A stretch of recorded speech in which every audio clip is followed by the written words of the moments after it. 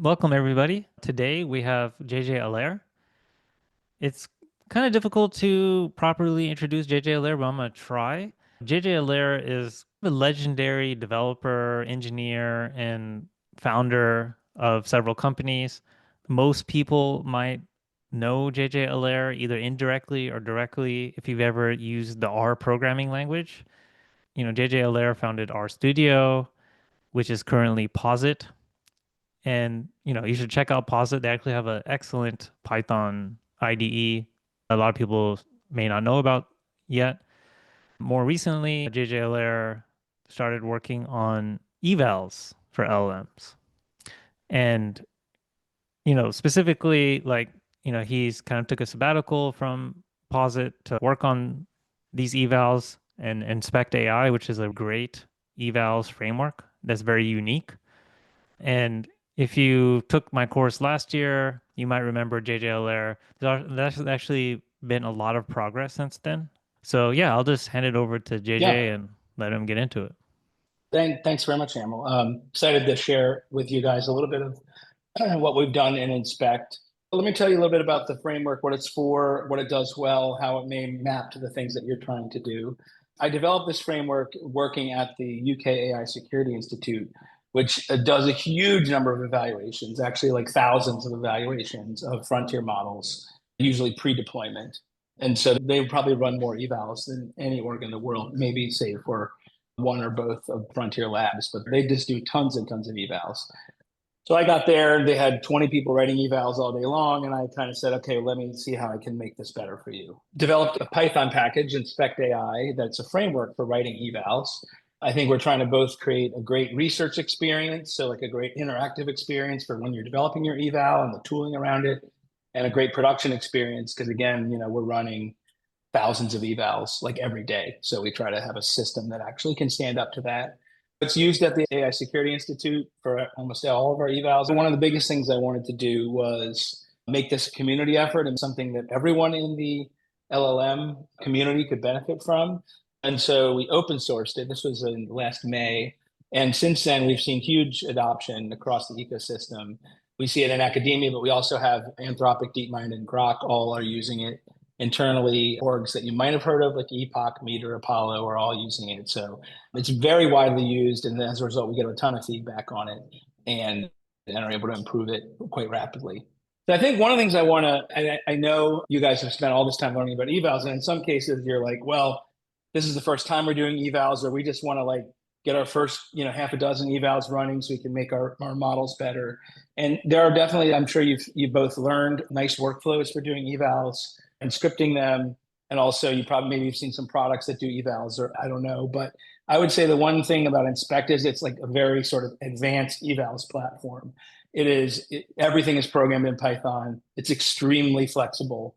It has all kinds of things for doing like fancy scoring and parallel operations and agents. You might see some of this and say, why do I'm just at first base or second base on evals. I don't need all this fancy stuff. You might at some point. So I would say some of you, this might resonate and go, wow, I could really use a framework like that. And some of you might say, well, I'm happy with just doing some straightforward evals and not getting into all of that. Just keep it in mind. Because I think in terms of depth of features and flexibility, I don't think there's anything equivalent out there. So the concepts are probably, I don't need to go too slow on this because you guys have learned all these concepts. Essentially, you always start with a data set, and there's lots of flexible ways for getting data sets into the system, which has some kind of grading guidance or ground truth and some kind of input, which can be end messages of any kind. And on the other side, you have a scorer, which essentially does whatever. You guys I'm sure have gotten into this, like LLM as a judge and other types of scoring schemes based on JSON schema or text comparison. And then in the middle of the system, the heart of the system is kind of this concept of a solver, which does something to help identify the final output to be scored. So this could be like traditional prompt engineering. It could be techniques like critique. It could be an agent scaffold. It could have tool use. So solver is sort of this big general purpose thing in the middle of the system that lets you elicit the model to see how well it performs for the benefit of scorers. And so like a really simple example, hello world, is going to exhibit all these elements. At the center, again, is the solver chain. Here we're saying like prompt to use chain of thought, do a normal generation. do a round of self-critique, and then generate the final answer. So that's like the solver in the middle. And then you have a scorer at the end, which is going to use a model. And all these, like, this is like the simple, like unparameterized use of these things. Obviously, every single thing in here has templates that you can customize and replace. And, and you'll frankly need to do that in order to get like the best scorer and the best solver for your given domain. But this demonstrates the basic concept. Okay, so I'd say I can probably go through this. Very easy to create simple benchmark style evals. And I'll show you later. We've got implementations of like 70 benchmarks, source code for those that are open source. But, as I said, most rigorous real evals will not just use defaults. You'll be customizing all the templates and all the prompts. Sometimes you do chains of solvers. Sometimes you create like a big fancy Python script that does everything itself internally. And that task decorator is just like how things get registered to run. Okay. So I have I a think you question can, about that. yes. Things like generate, chain of thought. Yeah. Are those things that you might use outside the kind of scope of evals, like as a general LLM framework, or how do you feel You like could, with yeah. So we have really steered towards like, I mean, the interesting thing, I think I was meeting with someone who has an LLM product. I forget what it was called, but they're like, how do you convince people to do evals? Because they're kind of selling into the corporate market. It's like, how do you do that? I'm like, oh, my customers only do evals. That's all they do. So they're like labs and these like safety orgs and stuff. So I really leaned hard into that. We don't do production. And there are a bunch of features that we would do in order to like facilitate production use that we're just not doing because all of our users just do evals. So you could use those things in production, but we don't promote that, document that, lean into that. So my guess is if you're looking for a framework for production LLM pipelines, like this is not a good direction to go. But yes, you could in theory use those things in a normal pipeline. Thank you. So I think you can inspect like roughly two high level views of it. One is like this sort of snap together evals from pre-built parts. That's a little bit of the view that I showed you there. And some of the benchmarks that do like simple QA, multiple choice are that way. But like the other way you can look at it is like a bunch of useful facilities that like all evals require. And then you can just sort of code evals however you want on top of that. So that's things like the universal LLM interface that supports all the different model providers, all the different ways to call tools, internal tools like web search, just sort of very deep universal LLM interface, a bunch of stuff around scoring and metrics and aggregating scorers and getting the statistics right on things when you run multiple epochs and reduce them, a bunch of things around tools and sandboxes and things like that. And then a bunch of stuff around like parallel execution. So you can run like 50 evals at once. So like, it's sort of like there's high level and then there's like, I just want to use all these facilities and kind of like write a bunch of Python code to do things however I want, and both are supported. So the high level API, I've shown you a couple examples. This is like a super simple, like, okay, it's GPQA diamond, it's multiple choice. We score the choices based on the correct answer. Like that's all the source code. That's like a complete eval. Like GPQA Diamond is a benchmark that model providers tend to report on, although it's getting saturated. It's probably up to 90%, but 85 to 90% of most frontier models. But like, 2 years ago, it was like 50%, and everybody's like, how are we doing on GPQA? So this is an example of just like snap together parts, data set, multiple choice, do the thing, run for 4 epochs, etc. Okay. Yeah, so I won't explain this in depth, but you can see, we've got just use multiple choice, shuffle the things. Another one, this is a capture the flag challenge. So it's like an agentic eval where you're basically telling the model, hey, you've got Bash and Python and you're in a Docker container. See if you can capture the flag, right? And it goes, and it's sort of, you can capture the flag as cybersecurity, but it's sort of largely also kind of measures like proficiency in software engineering type tasks. And there's other evals that we've implemented like SWE-bench and things like that, or SWE-lancer, things that are more software engineering, but here it's a cybersecurity agent that's trying to capture the flag challenges. So here again, it's very simple. You give it a system message, you say use these tools, and you say go. Again, very high level. And it can be very useful, by the way, when you're starting an eval, just to start with a high level expression, at least just like gets you, okay, great. Now we're generating scores, the data set's being ingested properly. And then you start going into depth. Okay, now let's really work on our prompts. Let's really work on our scorers. Let's like make this better. The low level API is more like I'm in a solver and I'm doing the kind of things you typically do when you're writing a production LLM application, like cool. I'm actually adding the system message explicitly. I'm basically making tools available, and then I'm running in a loop, looking to see whether tool calls are still happening. The people who make more advanced agents or want to do really tailored processing end up writing some of these lower level solvers that do more into the mechanics of generation and tool calling and things like that. It might be Okay. worth to pause for a moment because I Yeah. think some people are confused. So to set the stage, in this class so far, we've been talking about very domain specific evals, like evals you would Yeah. want to write for your product. What JJ shared earlier is like that benchmark he showed was something that you would use more for if you're a foundation model lab. Yeah. And Yeah. so Yeah. so that's very different. And then when JJ was talking about production, don't use this in production. He was talking about that you could still use this framework to analyze a production Yeah. system. Yes. You just don't want Absolutely. to put this in you don't might not want to use like some of these utilities in your Yeah. LLM calls Yeah, you themselves. don't like deploy a production system. Like it's not like a substitute for LangChain or some system that's like, so it's more strictly for evaluation. Although you certainly could use it for that. It's just not something we emphasize. So yes, it's a very production ready tool and it can be used to analyze data from production workflows, but it's not for deployment. It's not like the LLM you would deploy. It's more like the testing rig that you use. Okay. Um, yeah. So we have this concept I want to focus on higher level, but this idea of a solver, which I've given you a few examples of, is really just like manipulate messages and yield output. So you can imagine you basically do something, prompt engineering, generation, critique. You do something in the solver to advance the evaluation, basically. Something to either make the model perform better or give the model feedback or run a tool use loop or whatever it is you need to do. So some examples of solvers like a prompt, this is probably the actual source code or if not very close to it, to a prompt template solver, which is really just like basically just do a string format on a bunch of parameters to customize a prompt. That's a really simple solver.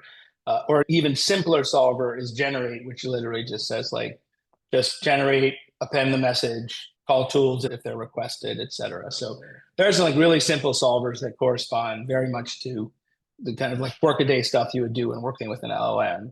A fancier solver is like multiple choice, which is doing like shuffling and it's unshuffling and it's doing some more fancy stuff. And so you can still kind of package this up into a simple like multiple choice solver, but it's like doing a little bit more under the hood. I'm not going to dwell on the source code for this. It's more the idea that you can implement these kind of workflows and solvers. And certainly Just self. to linger on this for a second, because there Yeah. might be still some confusion, Yeah. is okay, I know you mentioned that Inspect is very popular by the foundation model Yeah. providers. Now, it is the case that you can still use Inspect for your domain specific things. Yeah, Just, absolutely.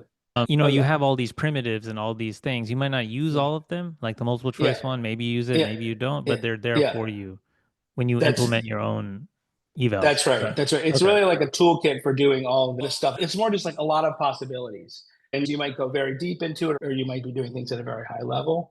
But as you'll see, it really helps you structure all your evals, run them in a systematic way, get a huge amount of observability to what's happening in the evals, handle scoring and very flexibly with lots of different ways to score. So, but the data set is whatever. The data set can totally be, you're just like, okay, we have 2,000 samples that we always make sure we run. Every time we change our prompt, you want to run these 2,000 samples and we want to see how things have changed.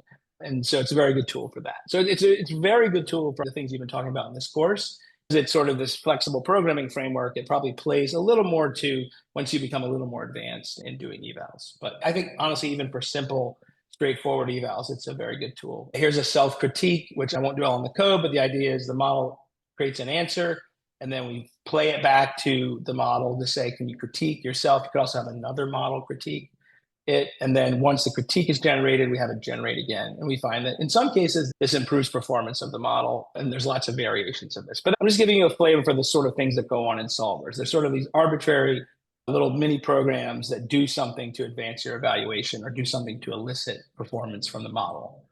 Again, I won't dwell on the details of this. And I think one of the ideas is composition, where you basically like create Python packages that have solvers and scorers, and then you can reuse them in lots of different evaluations. So for example, we have at the UKAC, we built a bunch of jailbreaking solvers. Again, you probably don't need these for but in the case of like trying to figure out what the model might know about some unsafe domain, it's useful to have jailbreaks. And so these jailbreaks are basically doing, each of these solvers is doing some prompt engineering. And so then you can write an eval and say, okay, this is a normal eval, like testing knowledge of computer security. And you basically grab the solver from this Shepherd package and then put the solver in your normal generation chain. And now all of a sudden, hopefully, if that jailbreak works well, we're actually able to see more about what the model is actually able to do because we've gotten past its like initial layer of safeguards. Again, how many of you are the evals you're writing involve like tool use, and how many of it's just kind of QA and reasoning and things like that? I don't know if I can get a sense. Yeah. Okay. So what we're doing evals for is real world production systems that are domain specific, and those things all Yeah, have RAG, they all have tool they calls, have calls and yeah, everything. to do the Yeah, eval. you So have to reproduce those. So that yeah. we have I won't go dwell on this too much, but basically you can write a tool as a Python function or a tool as a model context protocol server. And so there's lots of ways to easily, if you've got Python code that does the thing, it's very easy to register that as a tool. Pretty much if you just have the function and it has doc comments, you can just register as a tool with inspect. And then you prime the model and say, here's the tools you have, and then you run it in a tool use loop. So we have a very comprehensive system for even validating the tool input, going back to the model and saying, hey, you got this wrong. That was supposed to be a string, not a Boolean, and the model fixes it. And so we're a pretty deep implementation of tool use. Is pretty important because what you're saying is, okay, if you have like your production code, Yeah, you have some code that does like that basically defines an agent and has yeah, like tool calls yeah, and RAG and yeah, stuff. You don't yeah. want to, you're not re-implementing all of that Yeah. in. So one is you can just call the Python functions, and those are the tool calls. And most frameworks, production frameworks that you're using, will have some similar thing where you can just like, here's a Python function, use it as a tool. So I think that code doesn't need to change. We also do have an agent API that both lets you build there's lots of primitives for building fancy multi-agent systems, but you can also basically, we have a thing called the agent bridge, which essentially lets you like bridge to an agent that knows nothing at all about inspect. So it's essentially just like messages in, messages out. And you can still get all the benefit of our observability and scoring and all that stuff, but just use your agent unmodified. I think a lot of the people here, if they're building a production system, will basically have their agent, and then you can just plug it into inspect using this agent bridge. So it's really like you're basically saying, my agent that I run in production is the solver, and I want to plug that in. But then on the front end, I want to put a data set, and I want to put scores, and I want to inspect like observability and things like that. So the agent bridge is the kind of it's in the docs, but like that would be the thing that would, like, if you want to take your code and like use it sort of unmodified with no knowledge of inspect. It's Inspect, pretty how do cool. you pull that off? What we do is we serve you the messages, and then we sort of monkey patch the OpenAI API so that you call the OpenAI API, and then we receive it and use it to interact with models and things like that. The idea is, instead of calling inspects model API, you call the OpenAI model API, but then we capture all those interactions and put them into our system. Okay. It's like a proxy. Yeah, I think there's another version of it that we currently do it by monkey patching, but I think we're actually going to change to do it through proxy. But yeah, it's essentially like a proxy. So yeah, so I think that would be the best path for like directly testing production code. In our agent docs, there's a thing called Agent Bridge, which sort of describes. There's an example of like an agent. There is no inspect code in here, right? It's just using OpenAI and doing a thing. And then this actually will work as an agent inside inspect. There's docs on how to do that. And people have used, like, we have a LangChain example, which is like how to write a LangChain agent. Again, this has no inspect dependencies at all. It's all just LangChain. And then it's very easy to run that inside inspect. So I'd say that if you guys are doing things with agents and tools, this would be the most logical place you'd want to bridge into inspect. Okay, let me get, where's this? So is it like when you specify model equals inspect, it Yep. knows what is happening? It knows exactly when you say model equals inspect. Where did I do that? Somewhere I did that. Here. Then we intercept it and say, great. Okay. Because in inspect, you can say, I want to evaluate 5 models. I want to evaluate Yamath 4.1. I want to evaluate Anthropic Haiku. And so you just say model equals inspect, and then we just route it to all the models. Okay. And you have somewhere else that you specified the model? Yeah, somewhere else. Okay. Externally in your eval, you've said what the model is. Yep. Okay. So this is pretty a magical way to take your existing production agents and run them through the eval pipeline. All right, so that's that. I'm glad we covered Agent Bridge. I think that's super applicable to everyone here. If you're not using the Agent Bridge, we have a whole bunch of built-in tools. Again, this is if you're using our native agent API. They're useful for the types of evals people run on software engineering evals and software engineering agents and cyber agents. Probably not as useful for you. The web search might be useful if you know you're going to be using Anthropic web search or OpenAI web search as part of your production system. We know how to call the model and tell it can use web search. It's Okay. really interesting. It's like you have almost like a parody Yeah. with like a lang chain, except you're Yeah. not trying to do that. But That's exactly right, Hamill. Like it is sort of like all the same features as LangChain, but heavily tilted toward a focus of just evaluations. Again, because our main users only write evaluations. That's all they do. like if you're writing evaluations all day and you're using Yeah, these tools and you love these yeah, tools, I yeah. wonder if you're just Use them in tempted to production. just be like, Maybe, hey, let me just keep maybe using them. some people might do that. Okay, I hear what you're saying. Exactly. Okay. Well, it's probably would work great. It's just like what features we emphasize and prioritize are more in the evaluation domain, and therefore I don't want to steer people toward doing that. And then they're like, "Well, what about this?" I'm like, "Well, yeah, that's not our most important thing." Anyway, so we have a whole approval system, which actually becomes very important with model context protocol and various computer use. Like approval is a big thing. So we have a whole approval system. This is just showing one part of it where like you can say, I want certain tool calls to be approved, and then a human operator has to approve them. Is that computer use or something? That is good. Web browser use. Yep. So it's basically saying that the model wants to click a button, and it's showing you what button. It wants I don't to know, show man. This looks really good, really cool. Use this stuff outside of evals now. Yeah, we can. You could. Okay. We've done a lot, but yes, yes. I don't disagree with you.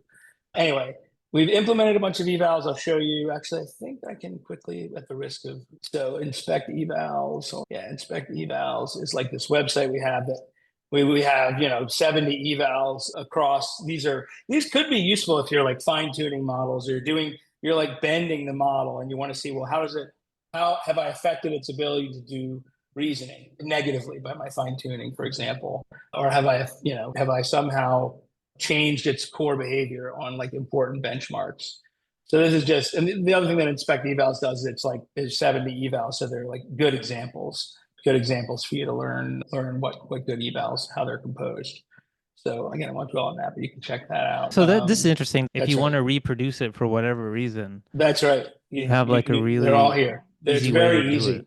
Okay. Yeah, like here, like you literally just go like pip install and then inspect the eval. That's it. Like super easy to reproduce all these evals. So yeah. And so we try to get all the evals that the frontier models report. And then some of the frontier model vendors are using, I know Grok, but all of Grok, DeepMind, and Anthropic run evals from here because it's a very convenient repository of standard evals that the source code's available for. So like this class is not about foundation model evals, and it's kind of very different than the evals we teach. But I think like this is really interesting. Just you may want to take a look at foundation model evals, just see what fun. they do, and also see what they do.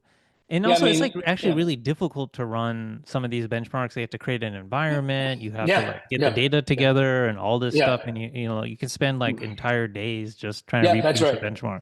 But this is like allows you to do it with just like one command.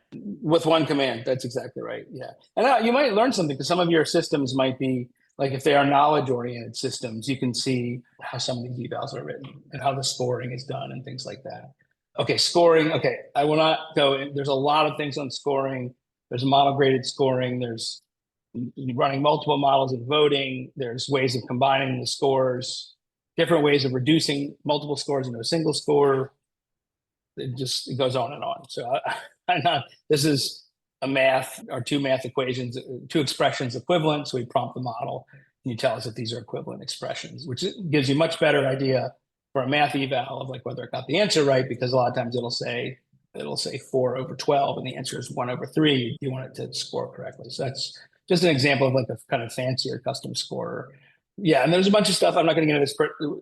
We can run 50 evals at a time. We have all kinds of concurrency stuff, and we spin up Docker containers and spin down Docker containers and run on Kubernetes. And there's all this kind of production stuff, which I'm not going to get into. You can imagine a lot of stuff for production. A lot of stuff for logging. There's a whole API for interacting with the logs. There's a whole front end tool called Inspect View for basically seeing all the samples, what happened, the transcripts for the samples, all the messages, what the assistant did, and all the model API calls. So this is sort of the observability. We can kind of look at everything that's happened. And then we have a VS Code plugin that basically you can run Inspect View inside Can VS you Code. post? Yes, you can. So what you can do is if you have some evals, there's a command called Inspect View Bundle and just makes a website. And the website basically just publishes all your evals to a website, and that's it. Standalone website, just a static website you can publish anywhere. So yes, Oh, you can publish them very easily. You publish them to GitHub pages, whatever. And one of the things that I'm working on now is a thing called Inspect Viz, which is going to be a data visualization system for data that's produced by evaluations. And one of the things we're going to have is provenance, where if there's anything in the visualizations, you can find the exact log or message or model interaction that it corresponds to using that web publishing capability that we just talked about.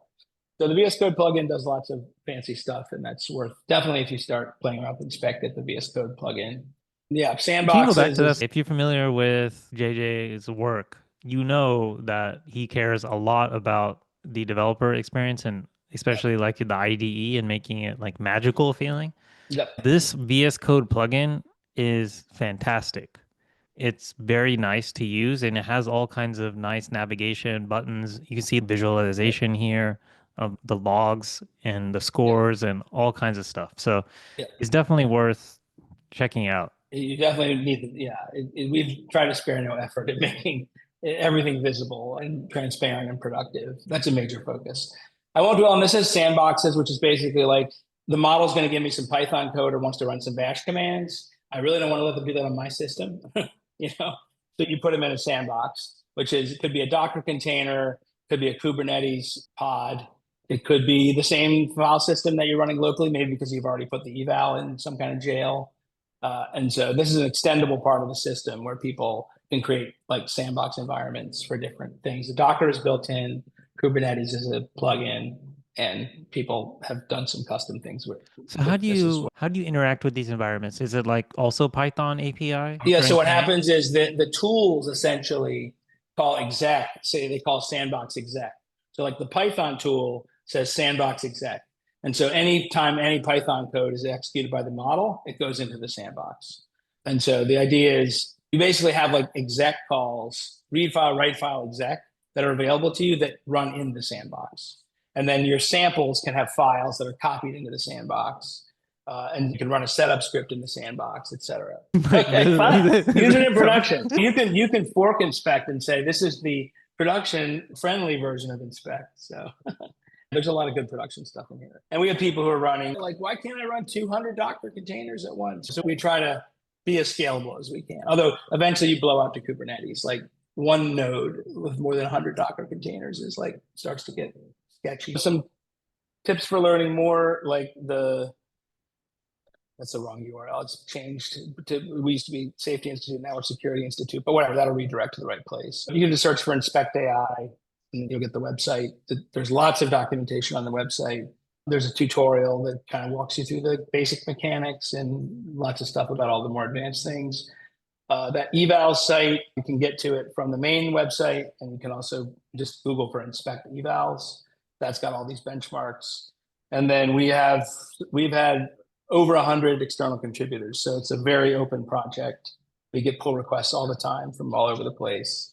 We definitely welcome contributors and we'll work to help ramp you up. If someone puts 3 hours into a pull request, I'm going to make sure we merge it, even if I have to work with them to get it in shape. If you put effort in to try to help the project, I will make sure your work lands. So that's my prepared remarks, I guess, and we can do questions if people have them.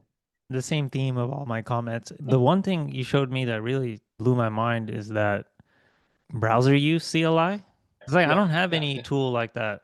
I haven't yeah, seen yeah. any. That's very nice. Are people Well, using? They must be using this like for all kinds of stuff because I this don't is think you could. yeah. So the web search APIs that are built into the models. So now Anthropic, OpenAI, and Gemini all have built-in web search. So you can basically they just do the web search inside on the model server. And the real challenge with web search and web browsers is bots being blocked. And so when we first put our web browser tool out, it was very, like you said, it was sort of unique. No one else had done that really well. And that was actually contributed by DeepMind, actually. That was their pull request. And it worked really well. But then we've seen increasingly over the last year, I think with more LLM agents running, that bot detection has really ramped up. And so you see more sites saying, like, you can't talk to me because I can tell you're in the headless. I can somehow tell that you're in a headless browser, or I can somehow tell that you're not. So there are like services now. I think Browserify. There's like there are model context protocol servers that do this. That sort of they're a service. You have to pay for it, but they will sort of try to circumvent the bot detection. And so, but I think the future of this is probably these built-in web search tools because they're presumably also doing some kind of bot detection. They can be a little expensive, especially OpenAI's is quite expensive. And there's also startups like Tavily and Exa. We support them as well that basically do it for This is open. or not, it's not new, but they just raised a really big round browser base. Okay, browser based, that's another one we should probably be integrating with. So like, I think web search is kind of the key. And I think probably built-in and third-party services that can make the investment in circumventing bot countermeasures is probably the future there. The web browser is really cool, and it's really cool to watch it. You can like watch it browse the web and figure out how to do things, and it's super cool. But then you get these disappointing, failure modes where the site just says like, eh. So anyway. We can open it up to questions. I think it's funny, like some other students were really impressed by that specific tool too, the browser Yeah, use one. it's a fun one. When I first saw it working, I was like, holy crap, this is so cool. And then one of the first things somebody did was at NAC where I worked, they're like, okay, here's my prompt. Make money. Here's a web browser, make money. So then the model ends up on some like sketchy crypto site, it's trying to figure out how to make money. So it's like, oh, I need a Bitcoin wallet, and it can't get the Bitcoin wallet. We can take the live questions, I guess. Raymond. Yeah, I just want to double click on the agent bridge thing because I think even though Hamel's trying to convince me to use your thing in production, I'm kind of particularly curious about like just using as the eval set. And like one extreme example that I thought of just because I'm starting to use it a lot more in my daily work for a lot of things is like Claude Code, like it's like a CLI. So like what great example to evaluate it as an agent? So we are actually just about to implement a Claude Code agent on top of the agent bridge and make it available. Right. We're going to do it. But yes, that's what you would use the agent bridge for. I've got an agent. It exists. It has an API. And I just want to bring it in. So we're going to do that. We're going to make a new package called Inspect Suite and have Claude Code and maybe some other software engineering agents. But yeah, perfect example of when you would want to do that. Cool. So, and if it's okay, I have a second, just like anecdotally, I was also fixated on your built-in jailbreaks. I'm curious, like, have you seen just adding a jailbreak make a model exceed on one of the benchmarks, like more than the publicly stated? Well, the benchmarks tend to be things like, does it refuse or not, right? And so, yes, you can go from always refuses to never refuses off of a single jailbreak. That definitely. Have you seen it get better at a useful skill? Like, is it better at Sweetbench if you jailbreak it first? No. Okay. I don't see a lot of refusals in Sweetbench. There can be refusals in SciBench. You may not. SciBench is another sort of similar to Sweetbench, but it's cyber. And sometimes the model goes like, "Oh, like whoa, like read the password file." Like, I can't do that. So yeah, got it. One thing I'll mention, the question of Claude codes. If anybody's interested in Inspect, any project that JJ works on, if you engage with that project and open source thoughtfully, he puts a lot of attention. He makes sure PRs land, issues get answered. The speed of which that happens is insane. It outpaces paid tools somehow. We're just into it. Yeah. So it's like actually surprising. Like when I would encourage you to get involved if you have the inclination, and you'll be quickly shocked on like how much support you get. I'll have Claude Code PR.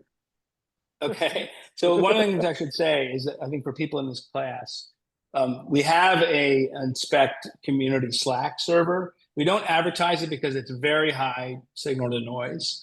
And so there's probably about 800 people in there, and there are people, from labs and safety orgs. So if I can send an invite to Hamel that the people in this class can join it. We add them, but we don't have it like on our website. We may do that soon, but it's been pretty high signal to noise. And so we like and the people that we work closely with are in there. But if you want to be added to the Slack server, we can do that. Steven has a question. I've two questions, but if I'm only able to do one, I'm prioritizing. I can do two. Go for it. One of the themes in this course was about going through your data and annotating it. And the proposed solution in the course was just like, it's really easy to vibe code your own annotation tool. I'm curious, what are your thoughts regarding annotations? Yeah, I think we've definitely felt like that helping people with building data sets and helping people with create LLM judges and building front end tools to help with that is something we've talked about wanting to do as part of a roadmap. We haven't, and I think Hamel does make a good point. Like it is easier now than it ever was just to make a bespoke tool quickly. So maybe that takes a little bit of pressure off, but it's definitely like, I don't think people are as productive as they should be, nor do they follow good process as much as they should when they're creating like LLM judges. So like tools that help people do that better is something that's interesting. What access have you thought about helping people along that front? Well, for example, just first of all, you have to build an interface for the human grader that essentially uses the same data set. And then you have to give the user tools to see if they have a model grader or multiple model graders, and then they have 100 human graders, analyzing that to see, is my model grader equivalent to or as good as, or what weaknesses or strengths does it have relative to humans, right? So just understanding, what do we have here? Is this a thing? Oh, look, it actually proxies for a human grader. Oh, sorry. Like what my question was, like, were you thinking of creating developer tools to help people make annotation? It could be a combination of like some data-driven way, like we'll build your annotation UI for you based on you just telling us a few things. But the vibe code is sort of, to the extent that the domain makes that possible. Now, it may be that there's too much custom annotation, and that's not actually a reasonable thing to do. And like lovable for annotation apps or yeah, something? or it could be that like vibe coding is like fine. We haven't looked hard at it, but I don't want to presume that we can just build a universal annotation UI and it'll just work, but maybe. So I think it's a combination of the UI and then also then some Python functions to help you analyze the data that's generated from human annotations and model grading and understand the strengths and weaknesses of your LLM judge.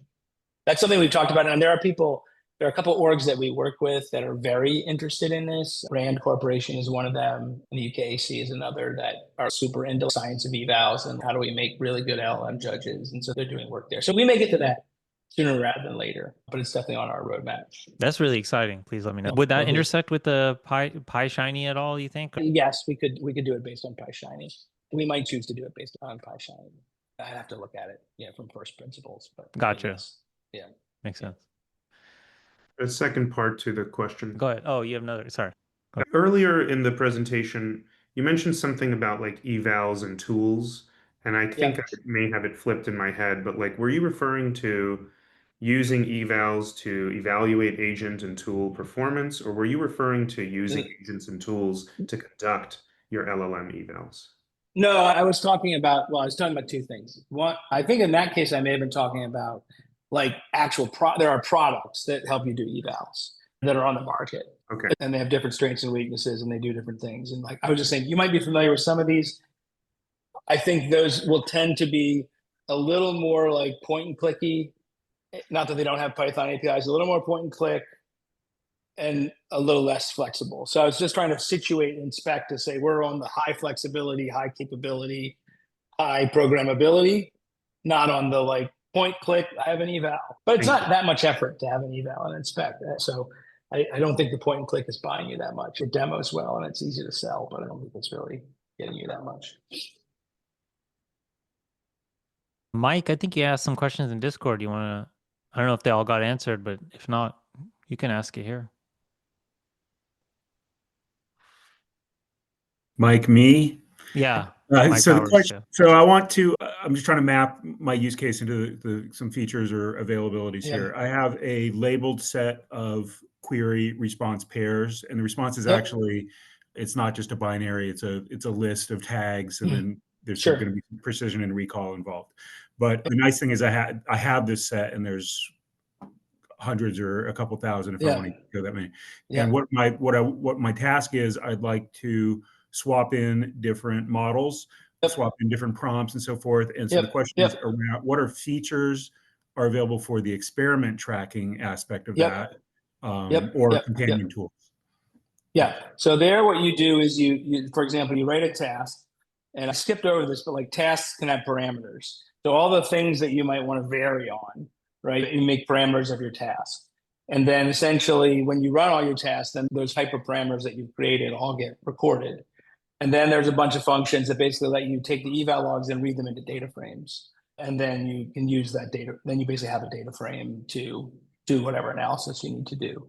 We're also going to be soon like creating a weights and biases plugin. So if you use weights and biases and you've done all these hyperparameters, like it can just push it up to weights and biases. But I'd say the path that most people take is defining hyperparameters and reading them into data frames, and then plotting and summarizing and analyzing the data frames. So there's a function, there's a namespace called inspectAI.analysis that basically has all the like read eval logs into data frames.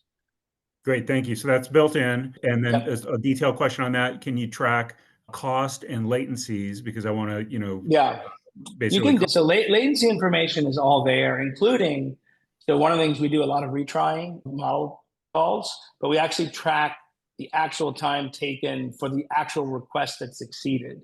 And so we have a concept of working time, which is basically time actually spent working. Because latency is like if the model API is being overloaded, you can wait for 30 minutes, but then like tomorrow it's 1 second. So we try to track that. So we have very good time and latency tracking all the way down to the model call and the sample. And then we have a PR open for cost, which essentially we track tokens very carefully. So you have tokens per sample, and then you have all per model tokens, and we track all the tokens very, very. So then the PR for cost is basically like just getting a database of token costs and then multiplying. So yeah, I think tokens is a good proxy for cost in the meantime, but yes, we'll also have cost. People use this in agents, actually. They're like, hey, like run this sub agent, but like limit it to 20,000 tokens, and if it doesn't succeed in 20,000 tokens, just like give up. So there's like, you can put cost limits, or you can put token limits and time limits and things like that on all the things that happen. All right. I think that's there might be some lingering ones, but I think we have to wrap it up, and then I'll triage those questions in the Discord. But yeah, thank you so much for coming up. Good. I'm glad. It was a pleasure to talk to you all. And just let Hamel know. I'll give you info on joining the Slack server if you want to. Thank you. All right. All right. Thanks, man.